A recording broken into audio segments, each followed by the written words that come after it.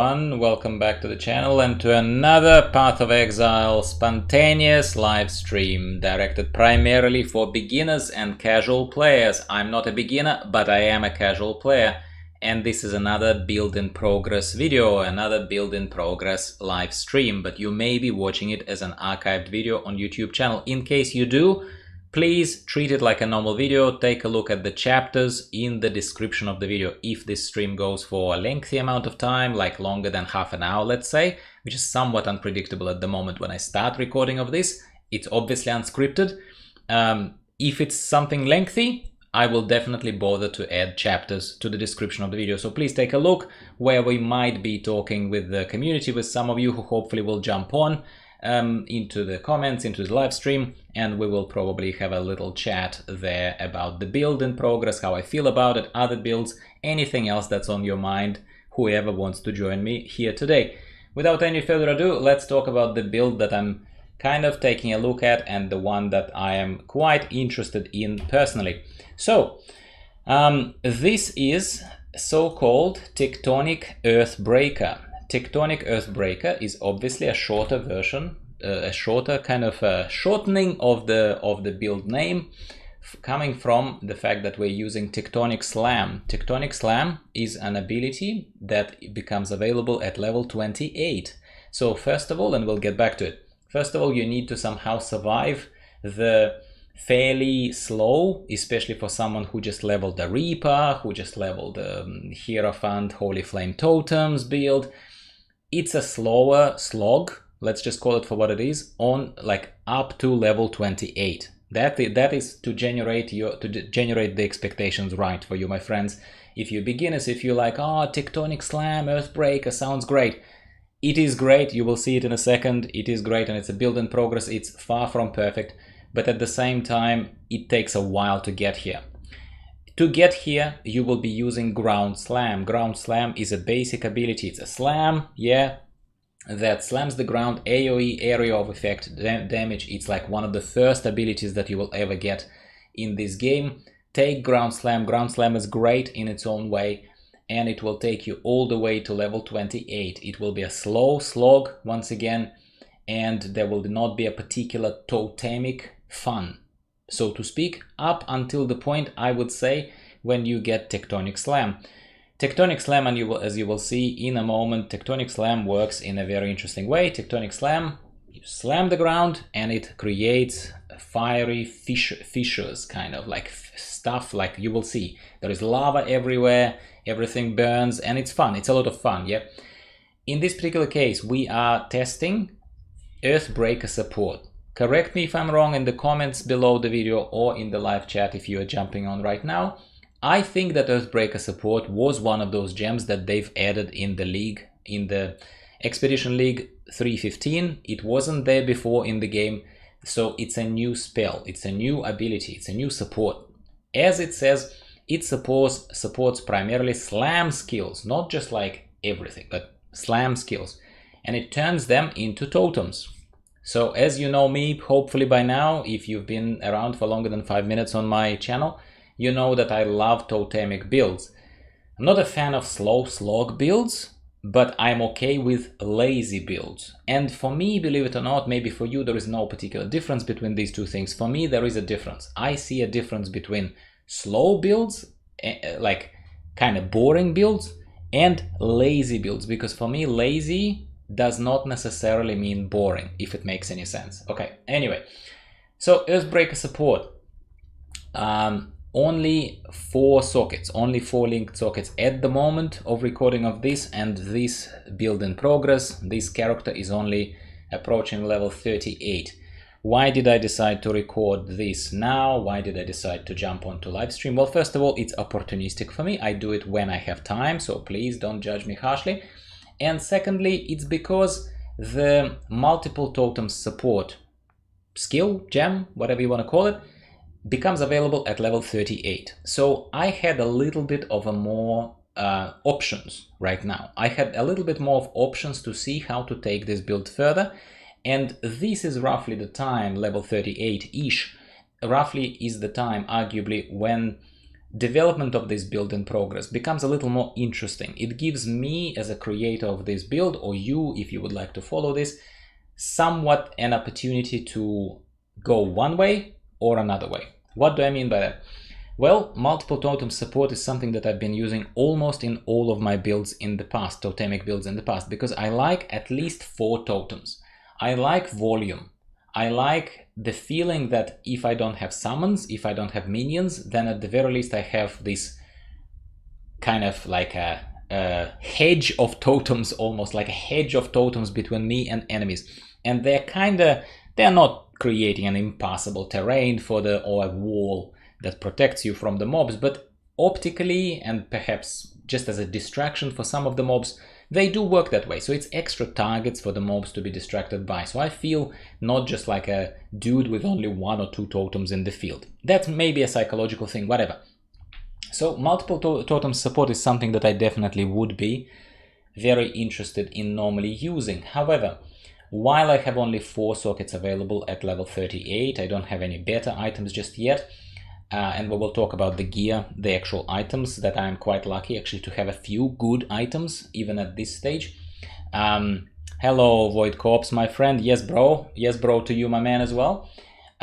So basically, because I have only 4 sockets, 4 linked sockets here, I kind of need to make them count. That's the point here, especially addressed to the beginners, because this is primarily a stream for the beginners, right? So there is kind of no place for me to also use the multiple totem support, and I would just have to work with the talents that I will show to you in a second. And by talents I mean passive skill tree, and I have to work with Tectonic Slam, Earthbreaker Support, added fire damage support because we are relying on the fire fissures to burn everything, and on added elemental damage with attack support. I absolutely welcome your opinions if you've tried this build already, possibly took it a lot further than I have. Excuse me, I need to cough. And if a different combination of skills worked better for you. Now, Kucholi, Jagged Maul, two-handed mace. It's a good mace for this level. It's a good mace for this. Hello, Vickers Van Zul. Hey, mate. It increases physical damage, adds physical damage, gives me life on kill, enemies killed with also explode, dealing fire damage. So any of the boosts that you will see that I've done so far on this build to fire damage, they kind of start paying off in this kind of thing. So it's actually a very decent piece of equipment right now for me. Self-found, absolutely self-found, and I'll tell you how to simplify your life to get something similar. Not guaranteed, but it will work, maybe. I was also very, very lucky to get Loctonial Caress Iron Gauntlets. You can see that it increases attack speed, increases cast speed, and with totems, in case you're new to these builds, with totems, totem works not like a minion. Totem thinks that it's almost casting things as if you are casting it. So any increases to cast speed, any increases to attack speed apply to totems as well, which is good. And 10% chance to get a power, frenzy, or endurance charge on kill conduit. Like, it's decent. It's decent. It's really, really decent. Finally, what I'm using right now, but I probably will not be using it far into the end game, but it's a build in progress. It is what it is. It is Malakai's Stimula Iron Mask. So there is strength, there is spell damage. Well, I don't care about lightning damage at the moment. I'm gonna try and convert it through one of the passive skill tree nodes into fire damage. And it gives me, most importantly, blood magic, removing, and mortal conviction, removing the mana and making it all about my health and my health regeneration. Now let me catch up to the chat a little bit. Vickers, my man, you got me off, wow, into Final Fantasy XIV. Can't thank you enough. My friend, it's Blizzard that did it to you. It's not me who did it to you, my friend, but I am very grateful and humbled that you think that I've helped you on the way. By the way, all of these streams, first of all, thank you if you are even a Final Fantasy XIV player, but you jumped on anyway. First of all, we're just chatting here. It's nice to have a community feel. Second of all, I still play Final Fantasy XIV. I cannot stress it enough. I do. I just, like I say sometimes, and I have to repeat myself because I can't assume that everyone watches every video of mine. So there is a bit of repetition in this for me, I suppose, for those who are regulars. But the analogy that I use is this. I think it's healthy to eat different food on different days. By that I mean that for me, Path of Exile is like switching from the main meal that is Final Fantasy XIV for me, because I'm a WoW expat, so of course an MMORPG for me is a main meal. It's always the main thing for me. But for me it's good to switch for a couple of days onto something like this, get an instant gratification, run around with some bloody Earthbreaker support and talk to you, my friends, about that. So that's what's happening. We will be going back to Final Fantasy XIV soon enough, because there are other questions, opinions, thoughts that I have on the content that's unfolding in front of me. Final Fantasy XIV is a bloody brilliant game, bloody brilliant. And by the way, because I cannot understand how, with WoW being in such a disarray, in such a bad shape, and with everything else unfolding, the drama that we're going to keep out of this topic, of this conversation, I cannot believe that they did not come out, produce some roadmap, like actually address the concerns of the community, to say, basically to say, don't leave. Basically to say, don't leave. I don't care, I'm out already, you are out already, good for us. But what are they thinking? That's a separate topic altogether. Thank you for being here. Thank you for being here. So thanks to you. It's not thanks to me. For me it's fun.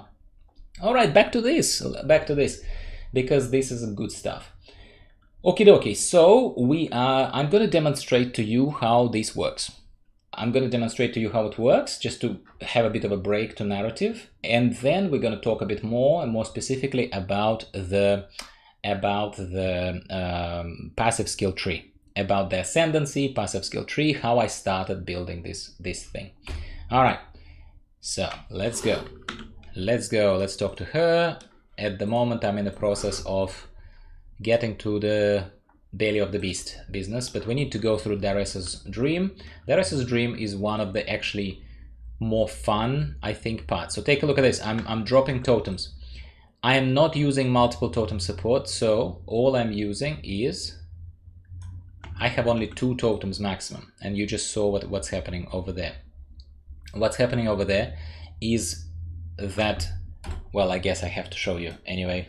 Forget about ascendancy for now. It's a chieftain. Obviously, it's a chieftain ascendancy.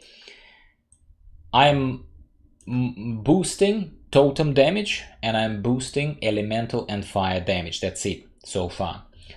What does it mean? Well, it means that I'm kind of building this very similarly to how I would build a Hierophant build, how I would build a normal other lazy totemic build. Anything else that I've done in the past. Holy Flame totem, Divine Ire totem, anything like that. It's a similar build. These 2 massive dudes, these 2 massive totems, take a look, lo and behold, my friends. They look good. I think they look good. They look like what a totem should look like. It's awesome. Don't you think? I reckon it's awesome. I reckon they are awesome. They are a little slow on attack, but again, it's because I don't have enough support gems right now to boost and speed up the attack speed. So that's the biggest issue.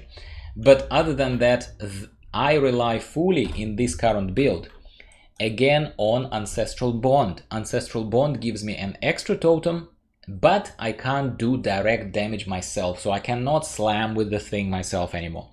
I have to outsource this trouble to my totems, which normally works very well for me, and I'm kind of going familiar way. The difference here is that I'm not a Hierophant this time around. I am... Hello, Richard Martinez. Are you going to make a guide on this build? Mate, if there is sufficient amount of interest, yes. If there is not sufficient amount of interest, then this is going to be your guide. This is going to be, again, one of those vector guides. I'm showing very honestly where I'm taking it, how I'm taking it, my plans on this, and it's a vector. You can take a look at this and take it further, right? So that's probably how I'm going to play it, to be rational.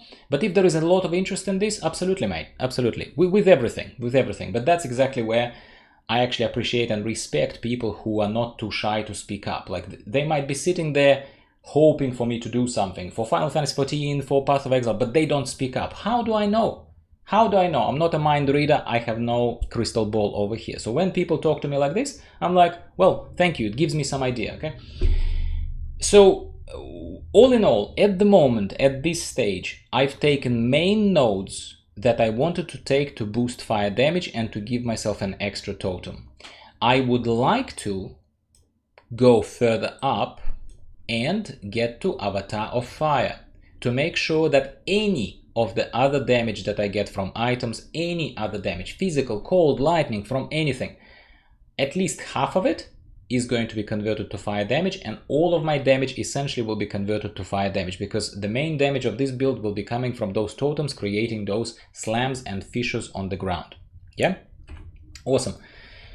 All right, and while we're here, my next steps. So I would like to do that, and that's pretty close. So that's only what, 1, 2, 3 points away.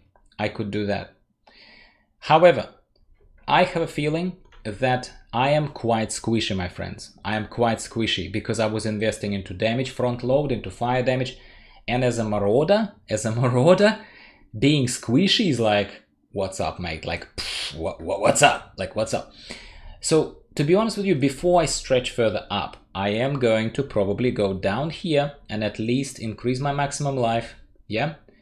And I'll probably also take Warrior's Blood, because Warrior's Blood is a staple for Marauder builds. I have to take it to just feel sturdier, a little bit sturdier. That's my immediate plan. That's as far as your immediate vector, Richard, for now is concerned. But we're gonna obviously do a little bit more, and duration of this stream, how much we'll do today, how little we'll do today, is unpredictable. These are opportunistic streams, and I'm very happy when people start talking to me like this. Any advice for someone that feels overwhelmed by PoE as a new player? Question from Vickers van Ziel. All right, here is my advice for you, my friend. PoE can be very overwhelming. Well, duh. Of course, PoE can be overwhelming. It is accessibility of the game, accessibility of it. It's easy to get started, and they kind of explain basic mechanic. Hey, here is a gem. Hey, here is a socket. Put the gem into the socket. There is your skill. Off you go. It's easy to get started, and it's easy to get excited in PoE because there is just so much to do. Imagine this, my friends. Take a look at the size of this bloody tree. I am a marauder, which is why this entity right now is open, right? So I'm kind of choosing my path here through the passive skill tree that is sort of the closest and most realistic for me to take. In other words, I would never be able to take something here, would I? However, in order to understand just how much in this game is for you, and what is surely also, on the other hand, contributing to that feeling of being overwhelmed, is the fact of just how much there is. Just how much there is. See these, so this one is kind of unlocked because I'm a marauder, but see these ones that are locked? Well, they, naturally, in case you are very, very new and you don't know what I'm showing to you, these represent other classes. So if you start the game on a different class, you will naturally unlock and get started in a different part of this tree. So you, for example, would start from here or from there, right? And based on the class, generally, the creators of the game, the design of the game puts you closer to the nodes that are theoretically, well, and practically more useful for you. For example, here we'd be going with the Ranger, and Ranger would have access to increases of... Sorry, am I wrong? I'm possibly confusing myself. Maybe I'm wrong. Ah, here. Here would be a Ranger, and Ranger usually is a ranged character. That's why they would immediately offer you to increase your projectile damage, so arrow damage, and so on and so forth. So, to the advice, again, that was more the context setting, but to answer Vicas's question. In order to prevent being overwhelmed in anything new, my friend and friends, I would say that you need to, well, first of all, guides, first of all, joining a little community, friendly community like ours is without a doubt going to help you. It certainly helped me. That's where this advice is coming from. So I think when you know that no one is going to laugh at you, no one is going to call you a noob, when you know that no question is a bad question as long as it's a genuine question, right? I think that first of all that is going to get you into PoE much better. Secondly, I never pretend to be an expert of PoE. That has its pros and that has its cons. So first of all, no, I have not cleared tier 16 endgame Atlas maps like experts do on a daily basis on different classes, and they know ins and outs of this game. They can give you advice that I can't give you, basically, right? So the con for me is that I don't have that knowledge and that depth of knowledge to share with you, so I can't give that advice. The pro for me, though, is that I always check the game in its breadth, not in its depth. So I kind of know enough that I can give to any beginner or to someone else who just tries to get started and then learn further, possibly from other sources. So that's where I stand.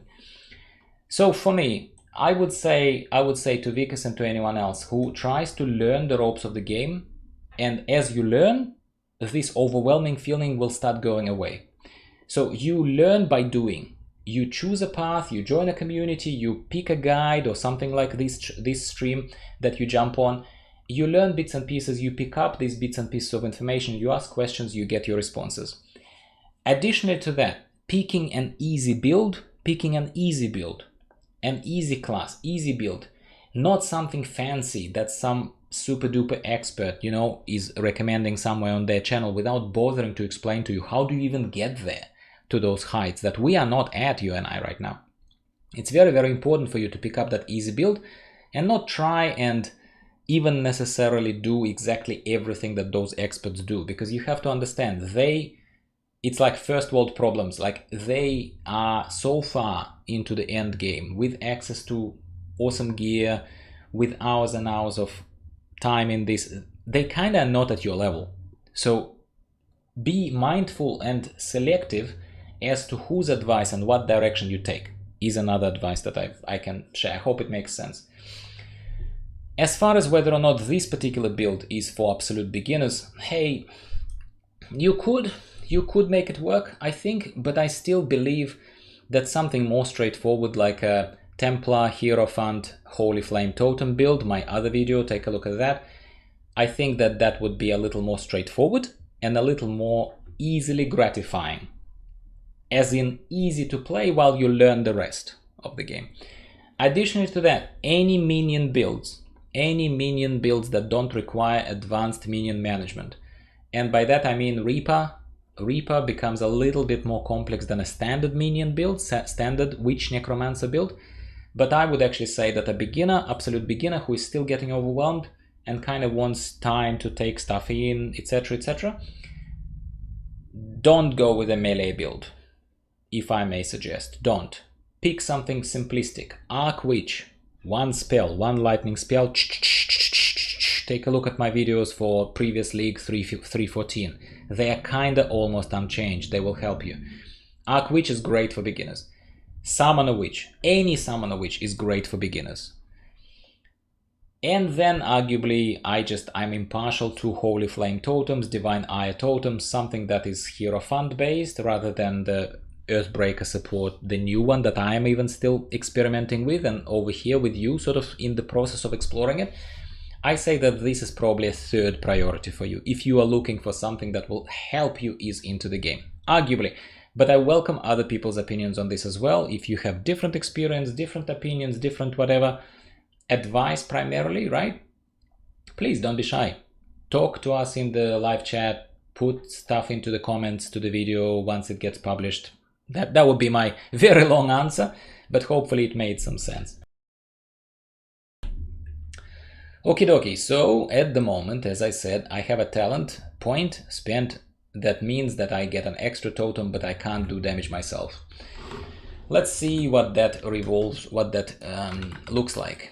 So I summon 2 totems anytime, mate, anytime. Never hesitate to ask. If I can answer, I will answer. If I don't know, I'll tell you I don't know. No problem, no problem. Dareso's Dream. I don't even know why I particularly like Dareso's Dream. Maybe it's just the map, maybe it's open areas mixed with the closed areas, something that I like about it.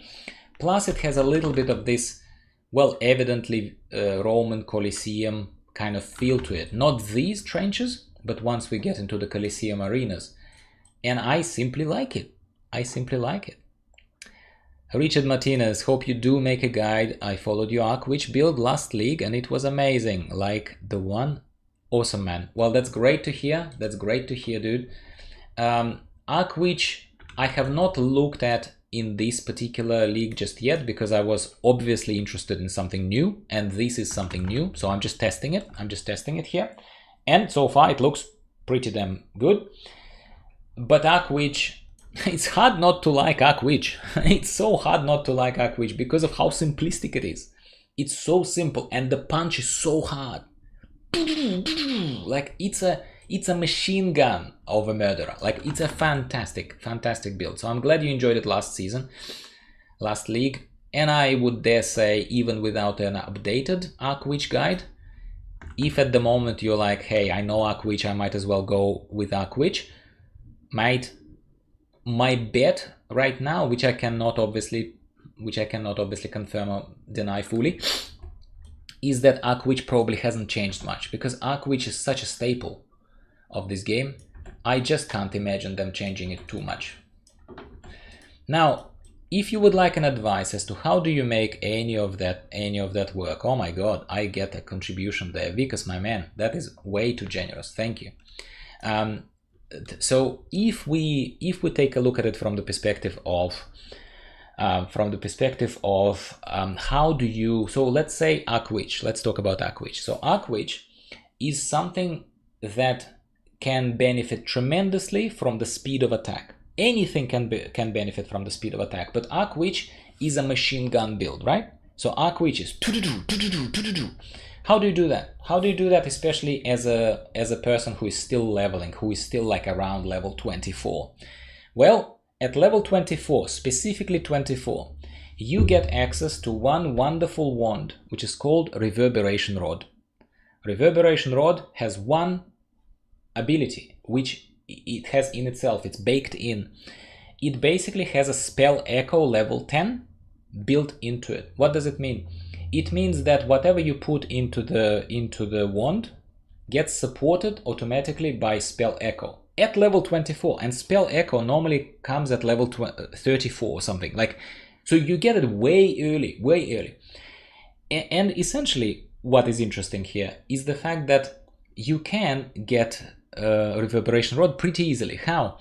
Well, see Gwenon here, my friend Gwenon, in this league, it has its pluses, it has its minuses. We're not criticizing the league here as a whole, but in this league we have different random NPCs that are from this Kulgur, whatever ethnicity, let's call it, origin, and we are unearthing different artifacts for them, and we then trade with them, barter with them, gamble with them, and so on and so forth. So Gwenon specifically, take a look at this. I love totems. Totems are so passive. Look at it. I'm just running around like an idiot, and they do all the dirty work for me. So Gwenon here is a gambler. So we go here to gamble for items, and I have wasted a lot of these parts, the Astragali. So each one of these NPCs has a special currency that allows you to re-roll what selection they show you on the screen. So if you don't waste re-rolls, and if you save Astragali to re-roll only when you need to, because I obviously won a lot of items from her already. So what you do is you will look for something here unidentified that shows that and says Spiral Wand. Spiral Wand. I do not know if you can get Reverberation Rod before level 24 from her. So I say reach 24 and start gambling. At level 24, Spiral Wands, you see a Spiral Wand, gamble on it. Take your chance. No more Spiral Wands, re-roll. Refresh the inventory. Roll again.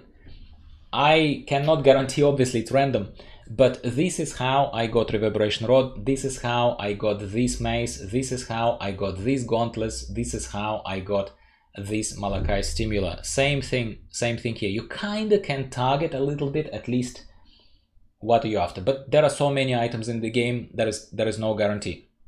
But Reverberation Rod is something that can make a life of a young summoner with Raging Spirits, for example. Raging Spirits everywhere, Raging Spirit. Or Arc Witch, it can make your life much easier. You would feel so much stronger. Long explanation hopefully helps someone. Alright, let's keep going, my friends. Let's see. Another thing here, one thing that I love about Marauders, is the Leap Slam. I mean, everyone can use Leap Slam, whoever wants to, but it's kind of a very Marauder thing, isn't it? Because it's a strength-based, spell. So, and in this case, me looking at these totems, no, I don't have my usual 4 totems, the ones that come from multiple totem support, but even 2 of them, boosted by elemental damage, boosted by fire damage, they do a pretty decent job. They do a pretty decent job, I think. Now, towards level 60, once you're level 60, and I know for me it's ages away, and for you it's ages away, but for level 60, there is a particular... Hey, see, how are you, my friend? I'm good, thank you, mate. Another spontaneous stream, my man, thank you for joining. So, at level 60, there is an item which you can buy from the community marketplace. We will show, if you don't know what community marketplace is, can you tell me in the chat that you don't know what a community marketplace is, and I will explain briefly what it is. Otherwise, I don't need to rant about it excessively. So, it's hard to expect to get that shield when you are just solo self-found type of stuff, when you're just running around like I'm doing right now. Even though with Gwenon you can probably target some of these things. But there is a shield that is accessible from level 60, if I'm not mistaken. And it's called Tukohama's something. It looks like one of those totemic red walls with like... It's kind of like a tiki kind of wooden carving. That's the finish of the thing, yeah? So, Vikas, my friend, the community marketplace, I will tell you in a second. Basically, my point is, I'll just finish my point quickly. My point is that when you are not playing solo self-found, when you're just playing normal league, I'm playing normal league, it means that you can find items, like Gamble with Gwen and whatever, and you can also go to a special website. Well, there are a few, but at least there are a couple that I'm using. You can go to a special website that has APIs or programming interfaces, essentially, yeah, that are hooked into the game, and developers of the game allowed that stuff to happen. And those interfaces, those programs, let's call them, they are scanning inventory of people who have marked certain items for sale. Before you can do that, and before you ask me, how do I do that? Well, mate, you need to have premium tabs in your stash. So in your stash, you can have premium tabs. You need to buy them first. They cost like $10 or something. I have a few, not as many as experts do, but I think I play this game enough to give them a little bit of money back. It's fine for me. And basically, you buy a premium tab, and if somebody finds something they don't need, they can mark that thing for sale, and they can indicate how much they want for it. Usually the prices in the game are Chaos Orbs. I don't know if I have a Chaos Orb in my inventory. No, I will go back to my stash in a minute and I'll show you. Chaos Orbs are orbs. They have certain action attached to them, but at the same time, people kind of very rarely use them for what they intended to be. They're simply using them as currency. And for a few Chaos Orbs, last season, those Tukohama shields, they were not even that expensive. They were like 10 Chaos Orbs or something, like not much at all, not much at all. And you can basically go to that website, do a search for like a Google, like similar to a Google search. There is a search bar, and you say, select shield and search query Tukohama's something, and it will give you stuff. So that Tukohama's shield, it's specifically fantastic for Marauder chieftains for this particular build. It's freaking amazing. Why? Because first, by memory, it gives you an extra totem, similar to what this Ancestral Bond does. So shield gives you one extra totem. Additionally to that, I have to right now rely on this helmet, on this mask, to give me Blood Magic effect, as you can see, and Mortal Conviction. Blood Magic and Mortal Conviction are over here. This is Blood Magic. It removes all mana and skills cost life instead of mana. So you can just focus on life and on boosting life regen, for example. Yeah, you don't want to worry about, as a Marauder, about mana. Often. I'm not saying always, but I'm saying often.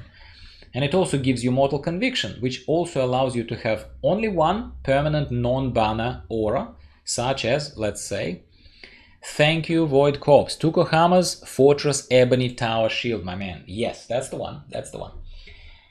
So it gives you these two, and it gives you one extra totem. Come on, like that's just beauty. That's just beauty. And as soon as I have that effect, Mortal Conviction and Blood Magic, I'll be able to at that point give up on this Malachi Stimula and put on something better. Put on something better, because this is going to be outdated by the time I get it, right? So that sort of, you know, I hope that helps someone. Little advice, but that is what it is. That is what it is, my friends. Looks like... Why am I here? Wasn't there supposed to be an exit from this arena? Am I... There was a door here, I swear to God. Okay. Let's get out and let's see. Maybe I entered the wrong arena, because there are several arenas in this labyrinth, for the lack of a better word. I must have gone the wrong way. Yeah. All good, all good. Let's go left. Let's go left. Anytime, my friends, any of the advice, anything that I can help with, I always will be more than happy to. And again, like I said, if you, on other occasions, if you don't catch a stream, streams are very unpredictable for me, just add a comment to a video, to any video, and I will absolutely reply. I will absolutely reply. Being able to make virtual friendships with people during this period of time, in addition to, you know, all the other things that are happening in life, is really fantastic. I really am enjoying. I was always a gamer, I was always playing these games anyway, and publishing videos now and then, like, you know. But now doing this is giving me a little bit of an extra perspective, I suppose. Perspective is a good word, to connect with people in real time, reply to someone offline. I think that this is healthy. This is good. So what am I thinking about this Earthbreaker business so far? Well, like I said to you guys, I think that other than feeling a bit squishy, other than feeling that I'm a bit too skinny, other than feeling a little bit like that, I am liking it. I'm liking it. I like these fissures. I like what it looks like. I like that it reminds me of my Hierophant builds. I like that. I do. I will find a safe moment to talk to you about Ascendancy in a minute. Okay, we have a level up. Let's give ourselves a tiny bit more life. Increase maximum life. Yes, please. Yes, please. I really need extra life, and we need to get to Warrior's Blood. Let's not forget. And then from Warrior's Blood, we'll decide what we're going to do. If I feel solid enough, I might stretch upwards again towards Avatar of Fire, maybe. Or I might think about elemental resistances, extra armor, extra movement speed. This is not too bad. Not too bad. I need to think about it. Generally, a lot of my builds, in all honesty, a lot of the builds that I made, which shows to you that I'm not a pro, they suffer from survivability issues, unless it's something that kind of kills things before they kill you. And that, as some of you would know, that is probably a good description for Archwitch. Archwitch is skinny, but Archwitch never tries to tank anything. Archwitch is just like, yo, everything's dead. Like, that's all Archwitch does. And yes, you can die as Archwitch, but guess what? I was dying on this guy a little bit earlier today when I was just getting to level 28 as well. So it's not like you never die on these ones either. Unless you're playing a full-on Juggernaut with like massive life regen, massive life pools. I had those builds before, I did. But to be honest with you, those builds, I always found them a little boring, yeah, even more boring than, before you ask, even more boring than totemic builds. Because again, to me, totemic builds are chilled. I like totemic builds, I do. What can I say? So what are you boys playing? Your turn to entertain me a tiny bit, and I'll just have a sip of water and let my voice rest. So tell me if you're playing. Here's a game back to you. Tell me if you're playing only one game or two games or whatever, or do you like to switch like I do, and what are you playing? So that is what I'd like to hear right now. Are you playing Path of Exile? Are you just curious about the Path of Exile? I know that some of you play World of Warcraft, some of you play Final Fantasy 14. Do you diversify? Do you diversify like I do, or do you not? There is no right and wrong here. And at the moment, I'm sorry, there's no particular prize for you to win, because there's no right and wrong. We all play very differently. Oh, poor Dareso, I feel for him. Poor Dareso, King of Swords. See, in case you ever wonder, in case you're unfamiliar with totemic builds, but in case you ever wonder, what is one huge thing, one huge massive thing that puts totemic builds head and shoulders above any other build? And I will tell you very simply, it's the safety. It's the safety, because even minion builds, you have to be sort of on target. You have to be sort of in proximity of the target so that your minions continue attacking the target. Well, Reaper is somewhat different, but yeah. With totems, I just plug the totems close to the target, and then I just run around. That's the safety of it. That's the beauty of totemic builds for you. Sacred Life Flask. Awesome. Fantastic. Let's get out of here, and we'll have a good opportunity to take a look a little bit at the Ascendancy. I will just mute myself for a second so that you don't have to listen to me gulping, and then we will continue.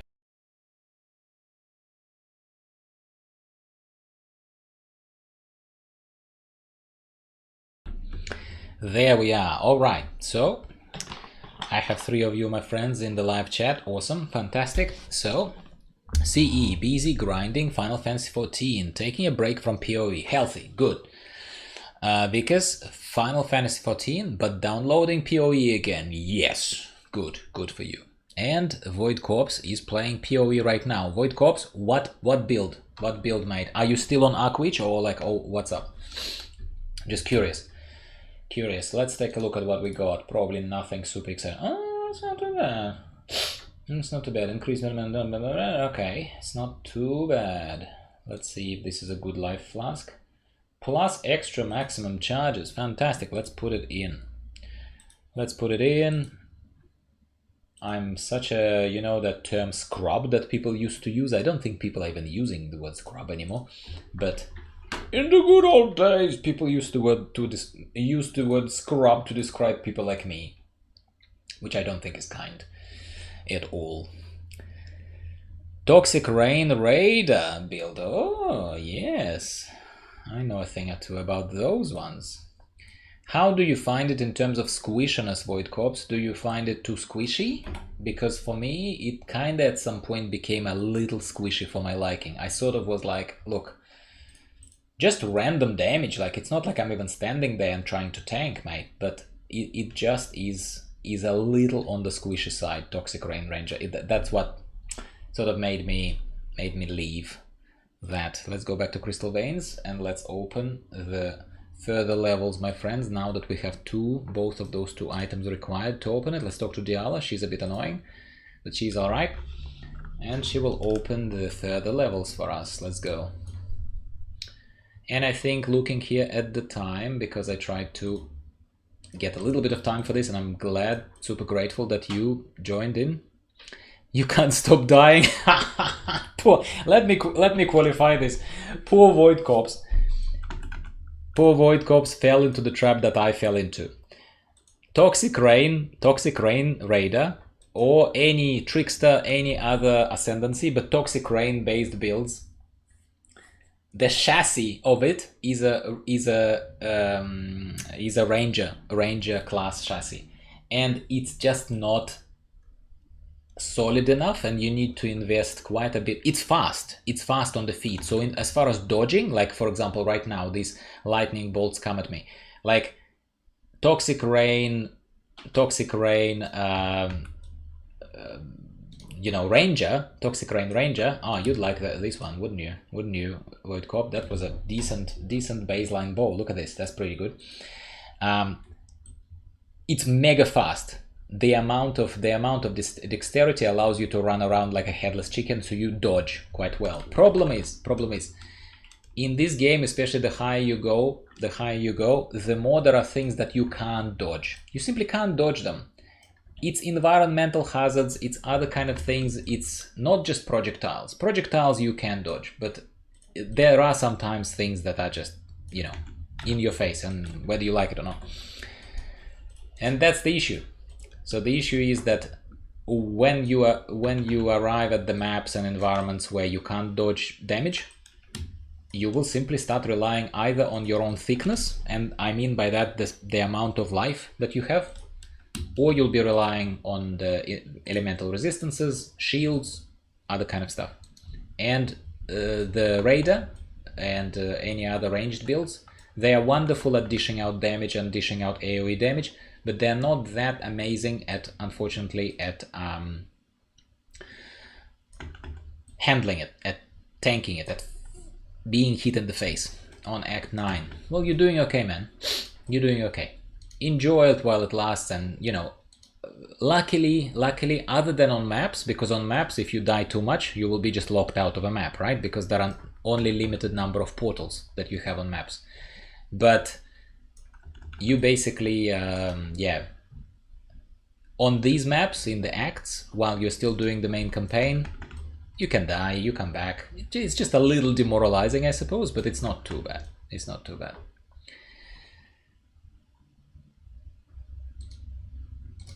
Yes, I like totems. Totems are certainly, at least I can hop away. In case you're wondering, by the way, specifically Vikas, in case you're wondering, what is that periodically flashing light above my head, kind of like boom, it kind of goes off, especially when I take some damage. I'll show it to you in a second. This is one thing for you to also keep an eye on, and any builds, early builds, end game builds, at least I use this very basic cast on damage taken support, unless you are familiar with that.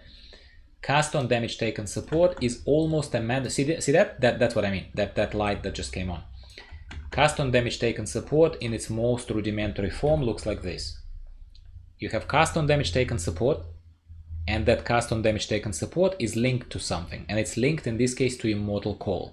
Immortal Call is a skill that you could press a button on, but we are too busy pressing other buttons, right? So we want to automate it. So cast on damage taken sits there, waits for you to take damage.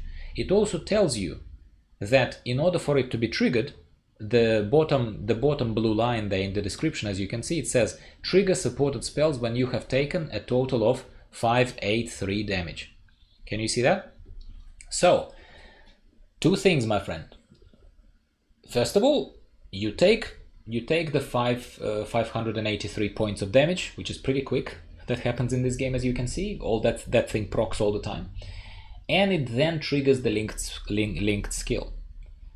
Immortal Call is fantastic because for a very short period of time it reduces the amount of elemental and physical damage taken. As you can see here from the description, at this low level of the gem, it reduces the amount of damage taken by a quarter, which in a tight spot is massive. It's a massive reduction. See that?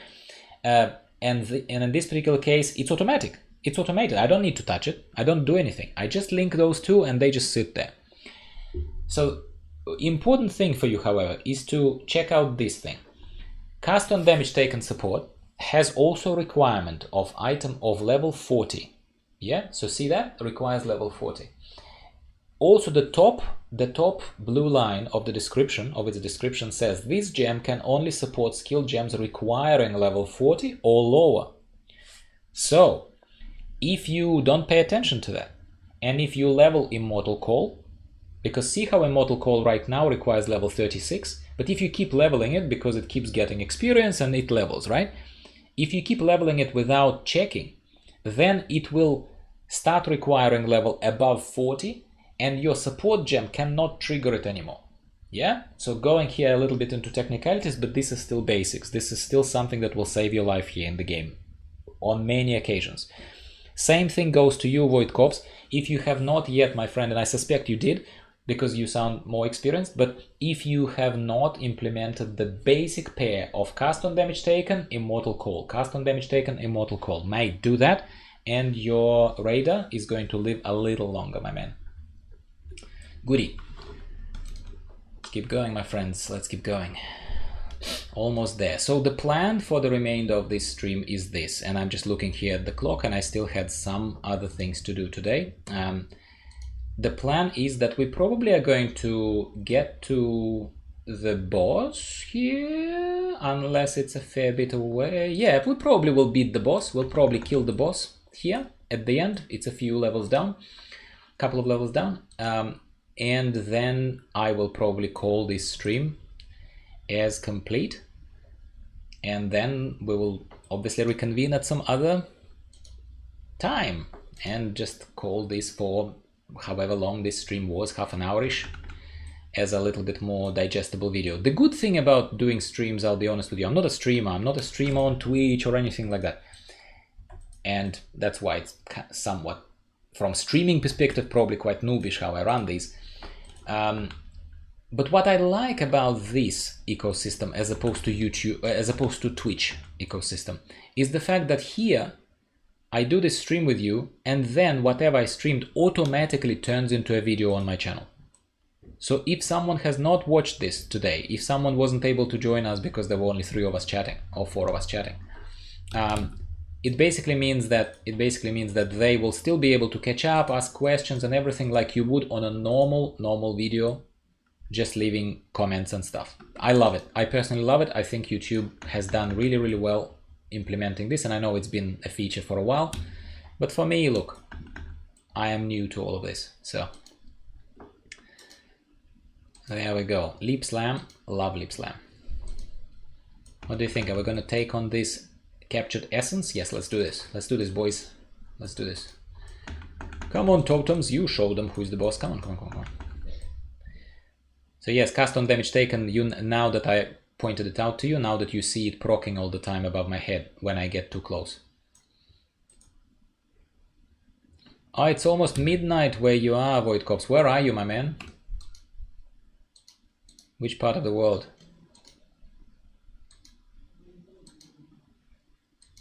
Watching YouTube streams at midnight, mate. You know what? The good old days when I was able to do that. Okay, you're gonna head out. Thank you very much for stopping by, Void Corps. Maybe catch you some other time. Yeah, was fun.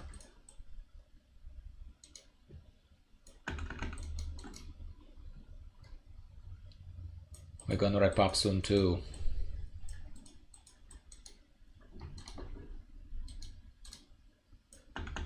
So, bringing this back to the main kind of advertised in the thumbnail and on the title topic of this, Texas, mate. I've never been to Texas, but Texas sounds like the coolest state in USA, in all honesty, man.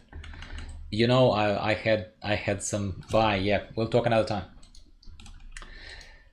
I worked with some coolest people from Texas at some point in my career, in my professional career. Coolest people. Alright, Piety. Let's kill Piety. Then kill her boss, maybe? Or maybe we will actually call it here, because I think that we are not going to be able to kill the boss straight away. There is still a bit for us to do. I forgot for a split second there. Let's try and dodge the fire, while my... And see, and here is a for anyone still staying on the stream, here is something that becomes really obvious again. Not that I have to keep proving it to you, I suppose, but why not?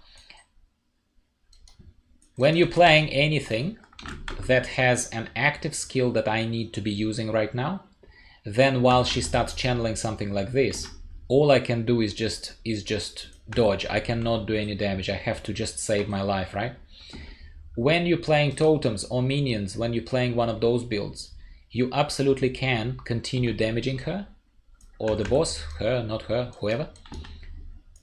And I still died, but I did a lot of damage. She almost was dead, and that's me being a super skinny marauder, right?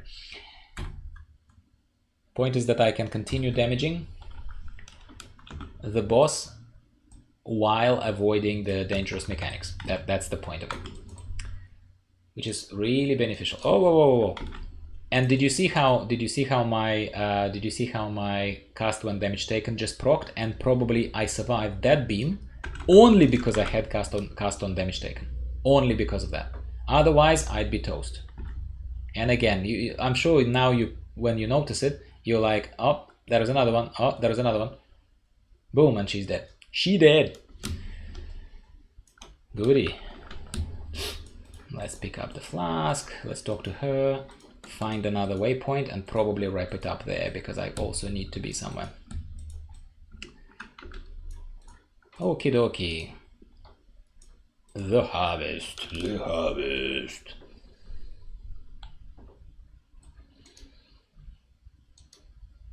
Let's find a waypoint.